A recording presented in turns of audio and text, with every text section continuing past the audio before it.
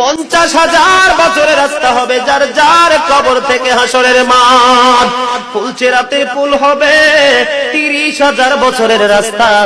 আমার উম্মত গুলো কিভাবে রে পায়ে হেঁটে তারা অতিক্রম করবে? বন্ধু নবী এমনি এমনি কাঁদেনি রে, নবী জানিয়ে দিয়েছে কাল কিয়ামতের ময়দানে উম্মত গুলো খালি পায়ে থাকবে, মাটি তো তামা থাকবে। ও বন্ধু, তাদের শরীরে কোনো পোশাক থাকবে না, উলঙ্গ অবস্থায় থাকবে। এবং মা আয়েশা প্রশ্ন করলো, গো প্রাণের নবী, জানতে মনে চায় নবী গো, এই যে আপনার উম্মত গুলো উলঙ্গ অবস্থায় খালি পায়ে সবাই থাকবে গো নবী, তারা কি নারী পুরুষ একসাথে? কয় হ্যাঁ, নারী পুরুষ একসাথে।